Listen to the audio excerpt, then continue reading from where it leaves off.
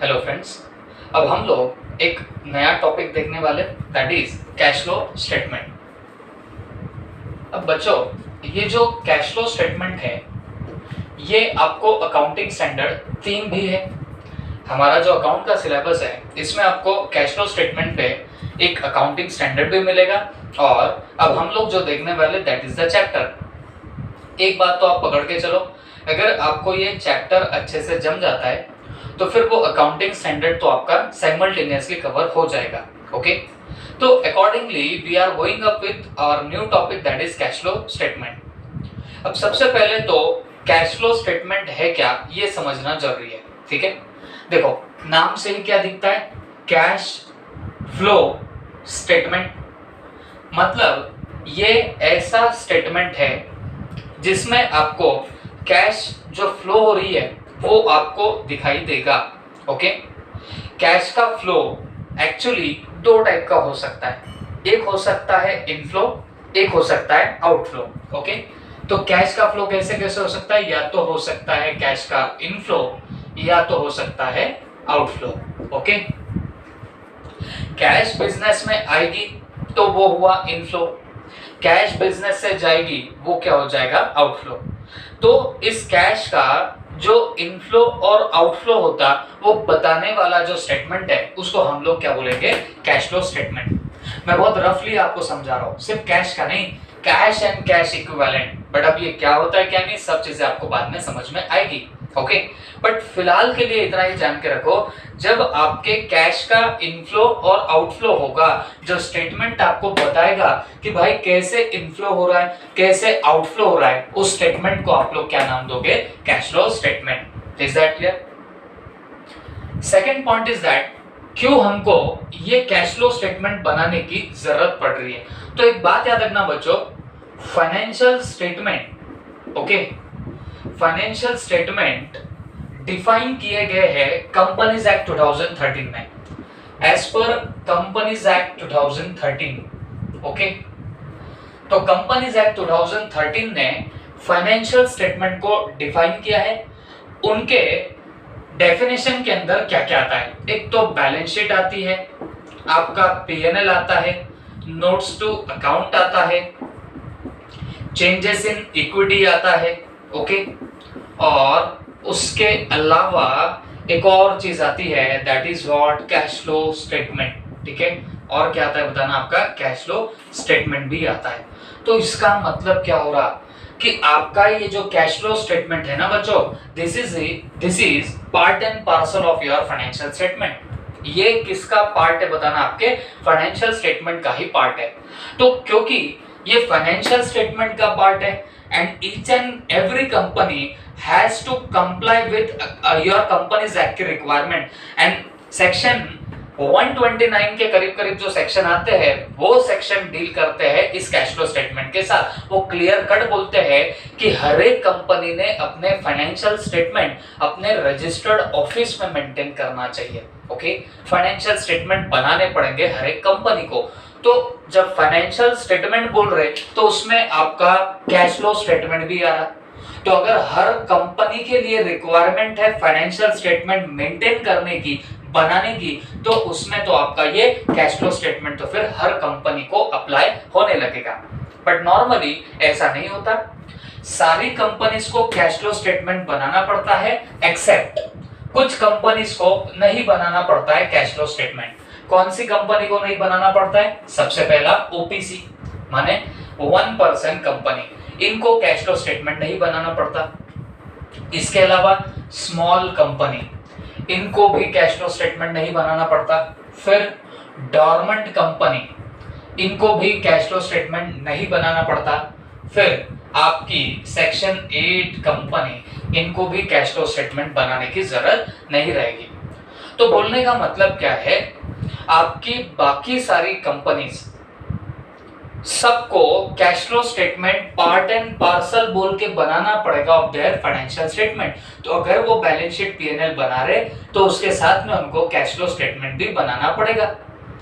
लेकिन कुछ कंपनीज है जिनको कैश फ्लो स्टेटमेंट ना भी बनाना पड़े, या मैं बोलूंगा ना भी बनाए तो भी उनका काम हो जाएगा। वो कौन सी कंपनीज है? OPC, small company, dormant company, section 8 company. ये मैंने आपके बस एडिशनल नॉलेज के लिए बोला। मुझे सिर्फ इतना बताना है आपको, cash flow statement is a statement showing inflow और आउटफ्लो ऑफ कैश। किन किन चीजों से इनफ्लो आउटफ्लो ऑफ कैश हो रहा, ये कौन बताएगा? बताना आपका कैश फ्लो स्टेटमेंट बताएगा। दूसरी बात, ये फाइनेंशियल स्टेटमेंट के डेफिनेशन में भी आते हैं और फाइनेंशियल स्टेटमेंट हर एक कंपनी को बनाने पड़ते हैं। ओके, तो उसका मतलब ये हुआ कि कैश फ्लो स्टेटमेंट भी हर एक कंपनी को बनाना है। लेकिन इस कैश फ्लो स्टेटमेंट के लिए कुछ एक्सेप्शन दिए हैं, मतलब कुछ कंपनीज ऐसी है जिनको कैश फ्लो स्टेटमेंट बनाना नहीं पड़ता। वो कंपनीज कौन कौन सी बताना? ओपीसी है, स्मॉल कंपनी है, डोरमेंट कंपनी और सेक्शन 8 कंपनी है, इनको ये बनाना नहीं पड़ेगा।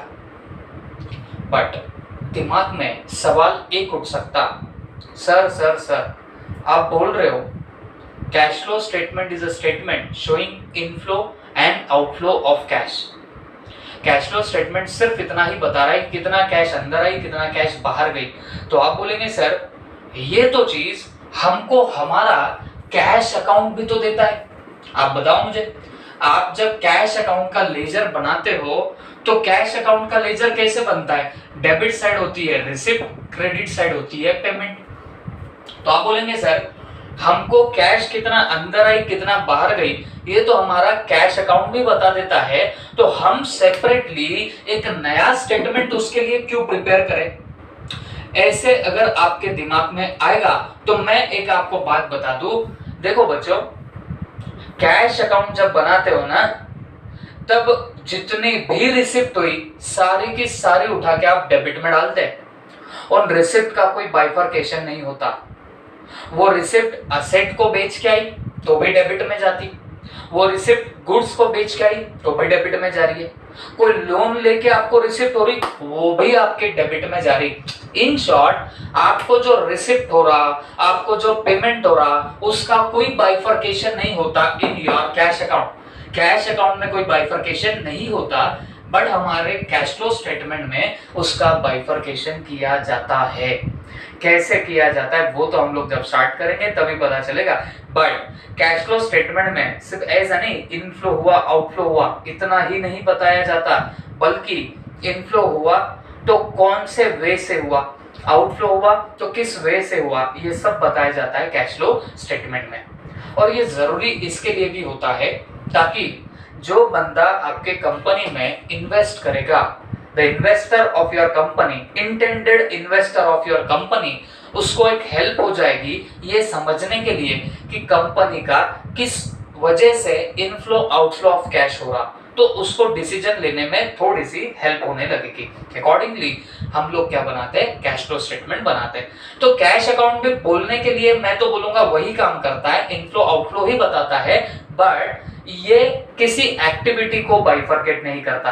मतलब कैश कहां से आ रही कहां से जा रही कुछ नहीं समझता, लेकिन आपको कैश फ्लो स्टेटमेंट में वो सब समझने लगेगा। ये आप नोट करो, इसके बाद में ही समझाता हूं मैं आपको कि कहां से कैसे कैसे उसको बाइफरकेट किया जाता है। ओके, इतना नोट करो, फिर हम लोग इसके बाद ही देख रहे हैं। ओके, तो अब बच्चों मैं जिसकी बात कर रहा था कि कैश फ्लो स्टेटमेंट में कुछ बाइफरकेशन होते हैं इनफ्लो आउटफ्लो के, ठीक है? तो वो एग्जैक्टली क्या बाइफरकेशन होते हैं ये हम लोग अभी समझ के लेंगे। ओके, तो एक बात बताता हूं बच्चों, जो आपका कैश फ्लो स्टेटमेंट होता है, ओके, तो ये कैश फ्लो स्टेटमेंट में एक्चुअल में 3 एक्टिविटीज में बाइफरकेशन होता है। मतलब कैश फ्लो स्टेटमेंट को 3 एक्टिविटीज में बाइफरकेट किया जाता है। ओके, कौन सी 3 एक्टिविटीज? सबसे पहली होती है ऑपरेटिंग एक्टिविटी, सबसे पहली होगी ऑपरेटिंग एक्टिविटी। सेकंड होती है investing activity, investing activity. Okay, फिर उसके बाद होती है आपकी फाइनेंसिंग एक्टिविटी, ठीक है? तो तीन तरीके की आपकी एक्टिविटीज होंगी। कौन कौन सी बताना है? एक ऑपरेटिंग एक्टिविटी, इन्वेस्टिंग एक्टिविटी और आपकी कौन सी होगी बताना है? Financing activity. मैं बोल रहा था ना आपको, कैश अकाउंट में और कैश फ्लो स्टेटमेंट में ये बेसिक सा फर्क है। कैश अकाउंट में जितनी रिसिप्ट आ रही येड़े सरिका मार रहे डेबिट में, जितने पेमेंट हो रहे मार रहे क्रेडिट में, ये कैश अकाउंट होता है। बट कैश फ्लो स्टेटमेंट में इनफ्लो आउटफ्लो रिकॉर्ड होगा, मतलब कितना आई कितना गई रिकॉर्ड तो होगी, लेकिन इन तीन एक्टिविटीज में बाइफर्केट होगी। ओके, मतलब जो भी आपका इनफ्लो आउटफ्लो हो रहा है वो इन तीन एक्टिविटीज में जाएगा। ओके, अब हमको बेसिकली कैश फ्लो स्टेटमेंट का जो फॉर्मेट है, नॉर्मली स्पीकिंग वो फॉर्मेट तो बच्चों इन्हीं तीन एक्टिविटीज पे बेस्ड होता है। ओके, बस ये तीन एक्टिविटी डाल दो फॉर्मेट में, काम खत्म हो गया। बट आपको ना सिर्फ फॉर्मेट में डालना है, बल्कि आपको एक्टिविटीज को पहचानना भी है, आइडेंटिफाई भी करना है कि कौन सी एक्टिविटी कहां पे जाएगी। ओके, तो बात समझ के लेना, what is about operating activity. ठीक है, तो याद रखना, any activity relating to any activity relating to operation of the entity, operation of the entity। ठीक है, मतलब कोई भी एक्टिविटी जो किसी इंटरप्राइज के ऑपरेशन से रिलेटेड है। ओके, बिजनेस ऑपरेशन से जो चीजें रिलेटेड होंगी उसको क्या बोलने का? Operating activity. बस इतने से काम नहीं चलेगा, मैं एक और छोटा सा डोज आपको देता हूं, वो भी आप लोग याद रख लेना। जो भी आपके revenue receipts and revenue payment, अब ये तो समझता है ना आपको, रेवेन्यू एक्सपेंडिचर, रेवेन्यू इनकम। तो जो रेवेन्यू रिसिप्ट है, मतलब जो आपको रिकरिंगली रिसिप्ट होती, और रेवेन्यू पेमेंट मतलब जो आपके रिकरिंगली पेमेंट होते, तो ऐसी चीजों को क्लासिफाई करना आप लोगों ने ऑपरेटिंग एक्टिविटी के अंदर। ठीक है, वैसे बोलने को तो क्या बोलेंगे? जो हमारे ऑपरेशन से रिलेटेड है। ओके, जो हमारे ऑपरेशन से रिलेटेड होगा तो वो हम लोग उठा के कहां पे डालेंगे बताना? ऑपरेटिंग एक्टिविटी में। लेकिन तुमको मैं जो डोज दे रहा हूं वो समझ के चलोगे तो कोई दिक्कत आएगी ही नहीं आपको। तो क्या ध्यान में रखना है, जो आपकी रेवेन्यू रिसिप्ट और रेवेन्यू पेमेंट होगा वो जाएगा आपके ऑपरेटिंग एक्टिविटी के अंदर। रेवेन्यू रिसिप्ट, रेवेन्यू पेमेंट किसको बोलते हैं बेटा? रेवेन्यू रिसिप्ट का मतलब हो गया जो रिसिप्ट आपको बार बार होते रहती, जैसे सेल करोगे, बार बार करते हो सेल, बार बार रिसिप्ट होगी। डेटर से पैसा आना, बार बार आपको पैसा मिलता रहेगा। ओके, रेंट का पेमेंट करना बार बार करना पड़ता है। उसके अलावा सैलरीज का पेमेंट करना बार बार करना पड़ता है। तो जो रिकरिंग इन नेचर तुम्हारे कोई इनकम या मैं बोलूंगा रिसिप्ट या पेमेंट्स होंगे जो रिकरिंगली आप लोग करते रहते हो, उसको उठा के कहां पे डालना? ऑपरेटिंग एक्टिविटी के अंदर। क्लियर हो गई बात सबको? तो मैंने एग्जांपल दे दिया, आप सेल कर रहे हो। और देखो एक बात और ध्यान में रखना, क्योंकि तुम कैश फ्लो स्टेटमेंट सीख रहे हो, क्योंकि तुम लोग कैश फ्लो स्टेटमेंट सीख रहे हो, तो यहाँ पे क्रेडिट ट्रांजैक्शन नहीं आएगा। ओके, जिसमें एक्चुअल में कैश जारी या एक्चुअल में कैश आ रही, बस उसी को आप लोग कैश फ्लो स्टेटमेंट में रिकॉर्ड करोगे। जैसे डेप्रिसिएशन, अरे भाई समझ के चल लेना, डेप्रिसिएशन का रिकॉर्ड ही नहीं होगा। क्यों नहीं होगा? Depreciation is non cash item, वो कहीं रिकॉर्ड नहीं होगा। Is that clear? तो ये बात आपके दिमाग में फिट कर लेना, क्योंकि हम कैश फ्लो स्टेटमेंट कर रहे हैं तो उसमें सिर्फ कितनी कैश आई कितनी कैश गई, बस वही ट्रांजैक्शन रिकॉर्ड होंगे, बाकी और कोई नहीं होंगे। सेकंड थिंग, कैश का ट्रांजैक्शन देखो ही देखो, फिर ये भी देखो कि वो कौन से एक्टिविटी में जाने लायक है। अगर ऑपरेशन से रिलेटेड होगा तो ऑपरेटिंग एक्टिविटी में डालेंगे। मतलब अगर तुमको रेवेन्यू रिसिप्ट या रेवेन्यू पेमेंट होता तो आप लोग उठा के कहां पे डालने वाले हो बताना? उसको ऑपरेटिंग एक्टिविटी के अंदर। लेकिन अगर तुम्हारा इन्वेस्टिंग एक्टिविटी की मैं बात करूं तो इसके अंदर क्या आएगा? तो प्लीज ध्यान से समझना, any activity relating to investment और fix assets and their income. देखो मैं कोई आपको यहाँ बुकिश लैंग्वेज में नहीं दिखा रहा, आपको कैसे चैप्टर को टैकल करने के लिए सपोर्ट करेगा उस लैंग्वेज में मैं आपको ये नोट्स बना के दे रहा हूँ। जब हम एएस देखेंगे तो उसकी बुकिश लैंग्वेज भी हम लोग देख लेंगे, उसका क्या डेफिनेशन होता है वो भी हम लोग देखेंगे जब एएस देखेंगे। बट अभी के लिए जो आपको चैप्टर स्पेसिफिक बातें लगेंगी, मैं चैप्टर स्पेसिफिक बातें आपसे मैं डिस्कस कर रहा हूँ। ओके, तो फिर अब ये क्या बात हो रही है, any activity relating to investment और fix asset and their income. Okay, मतलब क्या हुआ, सुन के लेना मेरी बात। मैंने कोई फिक्स असेट परचेस करी, तो मुझे एक बात बताओ, फिक्स असेट परचेस कर रहा हूं तो अगर तुमको कोई पूछे कि बताओ रे फिक्स असेट परचेस करना कैश जाएगी क्या, जी हाँ कैश जाएगी। कोई पूछे बोलो कौन सी एक्टिविटी ऑपरेटिंग है क्या, जवाब है नहीं, ऑपरेटिंग में तो रेवेन्यू रिसिप्ट आती जो बार बार या तो मिलती या बार बार जाती। फर्नीचर क्या रोज रोज लेके आते क्या, जवाब है नहीं। तो फर्नीचर परचेस करके ला रहा हूँ, एसेट परचेस करके ला रहा हूँ, मेरी कौन सी एक्टिविटी कहलाएगी, इन्वेस्टिंग एक्टिविटी कहलाएगी। क्यों, क्योंकि any activity relating to investment और फिक्स असेट और उनकी इनकम, तो ये काय के अंदर आएगा, आपके इन्वेस्टिंग एक्टिविटी के अंदर आएगा। वैसे फिक्स असेट उठा के बेच रहा हूं, पैसा तो आएगा, बट कौन सी एक्टिविटी, इन्वेस्टिंग एक्टिविटी। क्यों, किससे रिलेटेड है ये आपके इन्वेस्टमेंट या फिक्स असेट से रिलेटेड है, तो ये सब क्या बन जाएंगे, आपकी इन्वेस्टिंग एक्टिविटी। या फिर आप लोगों ने इन्वेस्टमेंट परचेस करी, ओके, इन्वेस्टमेंट मतलब आपने किसी कंपनी के शेयर्स परचेस कर लिए, अरे पैसा तो गया होगा, ओके, कौन सी एक्टिविटी है, आपकी इन्वेस्टिंग एक्टिविटी है। बात समझ के लेना, this is yours what, investing activity. Shares sell कर दिए, क्या है, पैसा आएगा, कौन सी एक्टिविटी, इन्वेस्टिंग एक्टिविटी है। तो इन शॉर्ट जहां पे रेवेन्यू रिसिप्ट और रेवेन्यू पेमेंट हो रहे, रिकरिंगली जो हम पेमेंट करते, रिकरिंगली जो हमको रिसिप्ट होती, उसको क्लासिफाई करना ऑपरेटिंग एक्टिविटी में। इन्वेस्टिंग एक्टिविटी में क्या डालोगे बताना, जो आपको असेट से रिलेटेड जो भी आपको एक्टिविटी दिख रही, फिक्स असेट से रिलेटेड जो भी आपको एक्टिविटी दिखेंगी वो हम लोग कहां डालेंगे, इन्वेस्टिंग में। उसके अलावा इन्वेस्टमेंट से रिलेटेड कोई भी एक्टिविटी होगी तो वो भी कहां जाएगी, इन्वेस्टिंग एक्टिविटी में। ना सिर्फ इतना, बल्कि उसकी जो इनकम होगी ना बच्चों, उसको भी आप लोग कहां डालने वाले हो, आप लोग इन्वेस्टिंग एक्टिविटी में डालोगे। कैसे, सुन के लेना। किसी कंपनी के शेयर परचेस किया हूं मैं, तो शेयर परचेस कर रहा हूं तो पैसे जा रहे, बट उस कंपनी के शेयर परचेस करना मेरी क्या हो गई, इन्वेस्टमेंट हो गई। कौन सी एक्टिविटी, इन्वेस्टिंग एक्टिविटी। उस कंपनी के शेयर्स पे मुझको मिल रहा है डिविडेंड। अब आप बोलेंगे सर डिविडेंड तो बार बार मिल सकता, साल में एक बार मिलता, बट रिकरिंगली तो मिलता। तो डिविडेंड को क्लासिफाई करते अपन ऑपरेटिंग में। मैं बोलूंगा जी नहीं, रुक जाओ।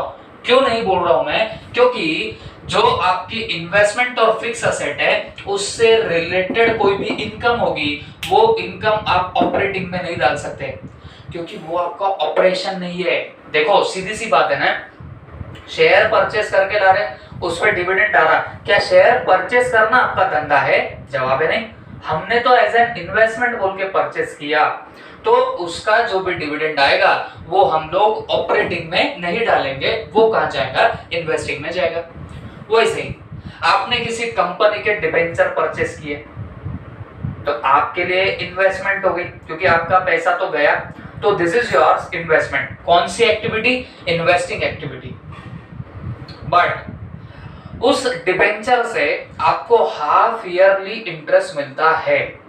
आप बोलेंगे सर हाफ ईयरली मिल रहा है, 6 महीने में एक बार, दूसरे 6 महीने में एक बार, तो ये तो सर ऑपरेटिंग एक्टिविटी में जाना चाहिए, रेवेन्यू रिसिप्ट है। मैं बोलूंगा नहीं, क्योंकि इन्वेस्टमेंट से रिलेटेड इनकम वो भी कहां जाएंगी, इन्वेस्टिंग में। दूसरा रीजन ये है क्योंकि ऑपरेटिंग एक्टिविटी में ऑपरेशन से रिलेटेड एक्टिविटी जाती, मतलब जो बिजनेस आप लोग करते ना उससे रिलेटेड एक्टिविटीज वहां जाती। तो डिबेंचर्स परचेस करना, उस पे इंटरेस्ट मेरे को मिल रहा है, ये मेरा तो बिजनेस का ऑपरेशन है ही। ये तो जस्ट मेरे पास स्पेयर में पैसा था, मैंने वो पैसा डाल दिया डिबेंचर्स में एंड अकॉर्डिंगली मेरे को क्या मिल रहा है, इंटरेस्ट मिल रहा है। तो this is also not your what, ये भी तुम्हारी क्या नहीं रहेगी, इन्वेस्टिंग एक्टिविटी नहीं रहेगी। Is that clear? ये सॉरी, ये भी आपकी ऑपरेटिंग नहीं रहेगी, बल्कि ये तुम्हारी क्या बनेगी, इन्वेस्टिंग एक्टिविटी बनेगी। ओके, तो ये हुआ आपके इन दो का काम। देखो कैश फ्लो स्टेटमेंट में क्या करना है, तो कैश फ्लो स्टेटमेंट में सिर्फ आपको एक्टिविटीज दी रहेंगी, उसको आइडेंटिफाई करके पुटअप करना है कहां पे, आपके उस पर्टिकुलर स्टेटमेंट के अंदर। तो बेसिकली हमको सिर्फ तीन ही एक्टिविटी जाननी होती है। कौन सी तीन एक्टिविटी? ऑपरेटिंग, इन्वेस्टिंग, फाइनेंसिंग, जिसमें हमने ऑपरेटिंग के बारे में देखा। तो ऑपरेटिंग एक्टिविटी एग्जैक्टली क्या है बताना, कुछ नहीं। ऑपरेटिंग एक्टिविटी का मतलब होगा जो हमारे बिजनेस के ऑपरेशन से रिलेटेड होगी, उसको हम लोग बोलेंगे operating activity. First of all उसमें भी हमने क्या देखा, हमको याद रखने के लिए जो हमारी रेवेन्यू रिसिप्ट है, मतलब जो हमको बार बार रिसीव होती या जिसका पेमेंट हमको बार बार करना पड़ता, वो हमारी क्या बनने वाली है, ऑपरेटिंग एक्टिविटी बनेगी। ओके, उसके अलावा इन्वेस्टिंग एक्टिविटी किसको बोलने का, जो आपके फिक्स्ड असेट, देखो मैं फिक्स्ड असेट बोल रहा हूं, यहाँ डेटर्स की भी बात नहीं कर रहा हूं, क्योंकि डेटर से पैसा आना ये तो तुम्हारी रेवेन्यू रिसिप्ट है, ये बार बार पैसे मिलेंगे, तो मैं उसका नाम नहीं ले रहा, वो तो कहां जाएगा, ऑपरेटिंग एक्टिविटी में जाएगा। मैं सिर्फ स्पेसिफिकली किसकी बात कर रहा हूं, या तो फिक्स असेट या इन्वेस्टमेंट, इसको परचेस कर रहे या सेल कर रहे, कुछ भी कर रहे, वो कहां उठा के डालना, इन्वेस्टिंग एक्टिविटी में डालना। दूसरी बात, उनकी जो आपको इनकम जनरेट होगी, वो इनकम भी हम लोग कहां डालने वाले, आपके इन्वेस्टिंग एक्टिविटी में डालने वाले। क्लियर हो गई बात? अब थर्ड नंबर पे देखते हैं फाइनेंसिंग एक्टिविटी। तीसरा क्या बताना, फाइनेंसिंग एक्टिविटी। तो फाइनेंसिंग एक्टिविटी क्या रहेगी बच्चों, जब भी आपको या तो आप फाइनेंस रेज कर रहे, ओके, या तो आप फाइनेंस रेज कर रहे या रीपे कर रहे। ओके, फाइनेंस रेज करना या फाइनेंस रीपे करना, and there cost and income, and there cost and income, ये सब कहां पे जाता है, फाइनेंसिंग एक्टिविटी में जाता है। आप बोलेंगे सर ये थोड़ा सा समझा दो और मजा आ जाएगा। देखो बेटा, किसी भी बिजनेस को चालू करने के लिए, रन करने के लिए, खत्म करने के लिए, हर चीज के लिए क्या लगता है, फाइनेंस लगता है। फाइनेंस माने पैसा।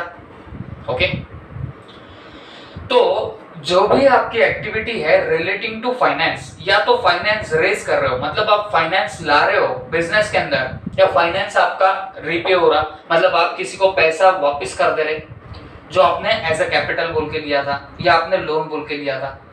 तो ये सब चीजें आपकी काय के अंदर आएंगी, फाइनेंसिंग एक्टिविटी के अंदर आएंगी। ओके, फॉर एग्जांपल आप इशू ऑफ शेयर कर रहे हो, कोई कंपनी शेयर्स इशू करती है, काय के लिए करती है, ताकि कंपनी को पैसा मिले, मतलब फाइनेंस का बंदोबस्त हो जाए। क्या बनेगा, फाइनेंसिंग एक्टिविटी बनेगा। उसके अलावा कंपनी डिबेंचर इशू कर रही, क्यों इशू करती है, फाइनेंस का बंदोबस्त करने के लिए। कौन सी एक्टिविटी बनेगी, फाइनेंसिंग एक्टिविटी। कंपनी ने बैंक से लोन लिया, काय के लिए लिया, फाइनेंस का बंदोबस्त करने के लिए। बोलो कौन सी एक्टिविटी बनेगी, फाइनेंसिंग एक्टिविटी बनेगी। ओके, तो इन शॉर्ट मुझे बोलना इतना ही है, जो आपके फाइनेंस को रेज करने के लिए, रेज करने की जो एक्टिविटी होगी फाइनेंस को, उसको आप लोग फाइनेंसिंग एक्टिविटी बोलोगे। कल चल के डिबेंचर रिडीम कर रहे हो, डिबेंचर होल्डर्स को वापस से पेमेंट दे रहे हो, तो वापस से पेमेंट देना ये क्या बन जाएगी, तुम्हारी फाइनेंसिंग एक्टिविटी बनेगी। प्रेफरेंस शेयर होल्डर को रिडीम कर रहे हो, क्या बनेगी, आपकी फाइनेंसिंग एक्टिविटी बनेगी। बोनस शेयर इशू करना कौन सी एक्टिविटी बनेगी, जी नहीं, फाइनेंसिंग एक्टिविटी नहीं बनेगी।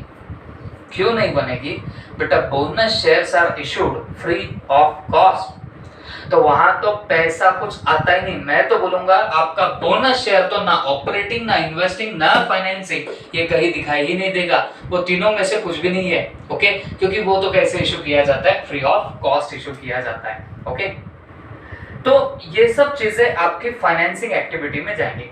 तो फाइनेंस को रेज करना, रीपे करना, इससे रिलेटेड जो भी एक्टिविटी होगी वो आपकी कौन सी रहेगी, फाइनेंसिंग एक्टिविटी रहेगी।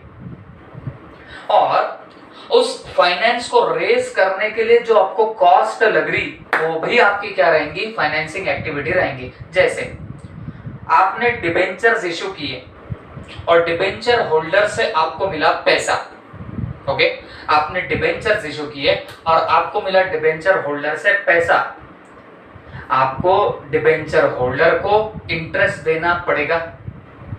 अब वो जो डिबेंचर होल्डर को आप इंटरेस्ट दे रहे हैं ना, वो तो रिकरिंगली देंगे, बार बार देंगे, तो क्या उसको ऑपरेटिंग एक्टिविटी मानेंगे क्या? जवाब है नहीं, वो तो फाइनेंस कॉस्ट है। और वो फाइनेंस कॉस्ट कौन सी एक्टिविटी मानी जाएगी, फाइनेंसिंग एक्टिविटी मानी जाएगी। वैसे ही शेयर होल्डर्स है, उनको डिविडेंड देना पड़ता है, शेयर्स इशू कर रहे हो, फाइनेंसिंग एक्टिविटी। क्यों? क्योंकि हम शेयर काहे के लिए इशू करते हैं, फाइनेंस रेज करने के लिए शेयर इशू करते हैं। तो शेयर इशू करना इज योर फाइनेंसिंग एक्टिविटी, और उन शेयर होल्डर्स को डिविडेंड देना ये भी क्या बनेगी बताना, फाइनेंसिंग एक्टिविटी बनेगी, क्योंकि ये उससे रिलेटेड ही क्या है बताना, कॉस्ट है। ओके, तो वो भी आपकी क्या बनने वाली है, फाइनेंसिंग एक्टिविटी। ये डिविडेंड में जरा सा संभल के रहना, इंटरेस्ट में भी जरा सा संभल के रहना। क्यों? दो बातें होती है, हमने डिबेंचर इशू किए तो हमारे पास पैसा आएगा, हमारे लिए फाइनेंसिंग एक्टिविटी बनेगी। बट हमने किसी कंपनी के डिबेंचर परचेस किए, मतलब आपने इन्वेस्टमेंट करी, वो बनेगी इन्वेस्टिंग एक्टिविटी। संभल के रहना, हम इशू कर रहे डिबेंचर, फाइनेंसिंग एक्टिविटी, क्योंकि हमारे फाइनेंस का बंदोबस्त हो रहा। लेकिन अगर हम किसी के डिबेंचर परचेस करके ला रहे तो हमारी तो इन्वेस्टमेंट हो रही, तो वो हमारी इन्वेस्टिंग एक्टिविटी बनेगी। शेयर्स का भी सेम इशू है, आप शेयर इशू कर रहे हो तो तुम्हारे फाइनेंस का बंदोबस्त हो रहा, अपने लिए फाइनेंसिंग एक्टिविटी। बट आप किसी कंपनी के शेयर परचेस करके ला रहे, इसका मतलब तुम इन्वेस्टमेंट कर रहे, तुम्हारी इन्वेस्टिंग एक्टिविटी बनेगी। उनके इनकम का भी काम वैसे ही होगा। किसी दूसरे के शेयर परचेस करके लाए, वो इन्वेस्टिंग एक्टिविटी है। उन्होंने आपको डिविडेंड दिया, मतलब आपको डिविडेंड मिला, तो इन्वेस्टमेंट पे डिविडेंड मिला, वो तुम्हारी बनेगी इन्वेस्टिंग एक्टिविटी। बट तुमने शेयर इशू किए थे, वो थी फाइनेंसिंग एक्टिविटी, क्योंकि हमको तो फाइनेंस मिला था, तो हमारी फाइनेंसिंग एक्टिविटी थी। और अगर तुम डिविडेंड दोगे, पे करोगे, वो भी क्या बनेगी, फाइनेंसिंग एक्टिविटी। तो डिविडेंड मिला, इन्वेस्टिंग, डिविडेंड दिया, फाइनेंसिंग एक्टिविटी। बड़ा केयरफुल रहना पड़ेगा। सेम वे डिबेंचर का इंटरेस्ट, आपने किसी कंपनी के डिबेंचर परचेस करे, कौन सी एक्टिविटी, इन्वेस्टिंग एक्टिविटी, क्योंकि आपने इन्वेस्टमेंट करी है। डिबेंचर पे आपको इंटरेस्ट मिला, इन्वेस्टिंग एक्टिविटी की इनकम है, तो वो भी क्या रहेगी बताना, इन्वेस्टिंग एक्टिविटी रहेगी। बट आपने डिबेंचर इशू किए, तो मतलब ये आपकी फाइनेंसिंग एक्टिविटी हुई, क्योंकि आपने फाइनेंस रेज किया और आपने उनको डिबेंचर पे इंटरेस्ट दिया, वो भी फिर क्या बनने वाला है, फाइनेंसिंग एक्टिविटी बनेगा। आई होप सबको समझ में आया होगा। तो बेटा बस कैश फ्लो स्टेटमेंट में यही है, सिर्फ इसको प्रेजेंट करने का हमको तरीका देखना है। डेफिनेटली ये सिंपल बहुत है, लेकिन थोड़ा दिमाग खर्चा करना पड़ता है। ओके, तो फिर मुझे एक बात बताओ, तीन ही एक्टिविटीज होती है आपके कैश फ्लो स्टेटमेंट की। कौन सी तीन एक्टिविटी होती है? एक होती है ऑपरेटिंग एक्टिविटी, एक होती है इन्वेस्टिंग एक्टिविटी, एक होती है आपकी फाइनेंसिंग एक्टिविटी। ऑपरेटिंग एक्टिविटी की बात करो तो ये एक्टिविटी रिलेटेड टू ऑपरेशन है। ओके, आपके बिजनेस के ऑपरेशन से रिलेटेड होती है, और इसमें generally revenue receipt and revenue payment इसके अंदर आता। Okay, revenue receipt and revenue payment इसके अंदर आपको दिखाई देंगे। अगर हम बात करें इन्वेस्टिंग एक्टिविटी की, तो ये एक्टिविटी रिलेटिंग टू इन्वेस्टमेंट है या फिर आपके फिक्स असेट से रिलेटेड होती है। या तो ये इन्वेस्टमेंट से रिलेटेड है या फिर फिक्स असेट से रिलेटेड होती है। अकॉर्डिंगली इनकी जो इनकम होगी ना, वो भी इसके अंदर ही आएगी। इवन कॉस्ट भी आएगी। एक आधी बार आप इन्वेस्टमेंट परचेस करके ला रहे, उसको लग रहा ब्रोकरेज क्या रहेगा, वो भी इन्वेस्टिंग एक्टिविटी रहेगी। इन्वेस्टिंग एक्टिविटी में उसकी इनकम भी आएंगी और उसके एक्सपेंडिचर भी आएंगे, सब इन्वेस्टिंग में आएगा। ओके, फिर फाइनेंसिंग में क्या करते बताना, फाइनेंस को रेज करने की या रीपे करने की, जो भी या वो दोनों भी जो एक्टिविटी रहेगी वो आपकी फाइनेंसिंग रहेगी, और इवन उसकी जो कॉस्ट और इनकम है वो भी आपका क्या बनने वाला है, फाइनेंसिंग बनेगा। आई होप सबको समझ में आया होगा। ओके, आप इधर नोट डाउन कर लीजिए, फिर मैं आपको बताऊंगा कि हमको अब चैप्टर में करना क्या रहेगा। चैप्टर में बस दो ही मेथड्स है, वो दो मेथड एग्जैक्टली किसकी आती है वो बता दूंगा, फिर कल से हम लोग ये चैप्टर के प्रॉब्लम की भी शुरुआत कर देंगे। ओके, पहले आप लोग नोट कर लीजिए। अब बच्चों हम लोग देखेंगे कि हमें कैश फ्लो स्टेटमेंट में मेथड्स कौन सी देखनी है। तो कैश फ्लो स्टेटमेंट, एक बात बता देता हूं बच्चों, इसमें बेसिकली आपको दो मेथड्स देखनी है, एक होती है डायरेक्ट मेथड और दूसरी होगी आपकी इनडायरेक्ट मेथड। ठीक है, तो दो मेथड होती है यहाँ पे, एक होती है डायरेक्ट और दूसरी होती है इनडायरेक्ट मेथड। ठीक है, बेसिकली स्पीकिंग फर्क कुछ भी नहीं है। मैं कैश फ्लो स्टेटमेंट की दो मेथड बोलने से अच्छा मैं ये बोलूंगा कि ये जो मेथड है ना बच्चों, आपके ऑपरेटिंग एक्टिविटी की दो मेथड है। ओके, ऑपरेटिंग एक्टिविटी की दो मेथड्स है। देखो कैश फ्लो स्टेटमेंट में वैसे तो तीन ही एक्टिविटीज को डाला जाता है। ओके, सपोज ये रफली मैं बोल रहा हूँ, ये कैश फ्लो स्टेटमेंट का फॉर्मेट है। ओके, तो इसमें यहाँ पे आती है ऑपरेटिंग एक्टिविटी, यहाँ पे आती है आपकी इन्वेस्टिंग एक्टिविटी, यहाँ पे आती है फाइनेंसिंग एक्टिविटी। रफली बता रहा हूँ, फॉर्मेट अलग है। तो मेनली इन तीन एक्टिविटीज को यहाँ पे हमको प्लेस करना होता है। ओके, तो डायरेक्ट मेथड और इनडायरेक्ट मेथड में फर्क कहाँ पे होता, सिर्फ ये ऑपरेटिंग एक्टिविटी को प्रेजेंट करने में फर्क आता, दैट्स इट। फिर ये इन्वेस्टिंग एक्टिविटी, फाइनेंसिंग एक्टिविटी, भले ही आप डायरेक्ट मेथड फॉलो कर रहे हो, इनडायरेक्ट मेथड फॉलो कर रहे हो, ये दोनों भी मेथड में सेम तरीके से ही प्रेजेंट होंगी। मतलब हमको ये दो मेथड रहेंगे और वो मेथड में सिर्फ हमको एक ही चीज देखनी है कि भाई ऑपरेटिंग एक्टिविटी को डायरेक्ट मेथड में कैसा प्रेजेंट करते और इसी ऑपरेटिंग एक्टिविटी को इनडायरेक्ट मेथड में कैसा हम लोग प्रेजेंट करेंगे। बस हमको यही चीज देखनी पड़ेगी, इससे ज्यादा हमको कुछ नहीं देखना है। ओके, हाँ, बट अब उसको कैसे प्रेजेंट करना कैसे नहीं, वो सब बात की बात नेक्स्ट लेक्चर से हम लोग डायरेक्टली डायरेक्ट मेथड ही स्टार्ट कर देंगे। ओके, तो मैंने आपको बता दिया कैश फ्लो में हमको दो ही मेथड देखने हैं, डायरेक्ट मेथड, इनडायरेक्ट मेथड, और उसमें भी मैं जैसे बता रहा हूँ ऑपरेटिंग एक्टिविटी को प्रेजेंट करने की ये दो अलग अलग मेथड है। इन्वेस्टिंग और फाइनेंसिंग तो दोनों भी मेथड में क्या होने वाली है, सेम ही आने वाली है। ओके, तो ये सब चीजें अब हम लोग नेक्स्ट लेक्चर से देखनी स्टार्ट कर देंगे। Okay, thank you.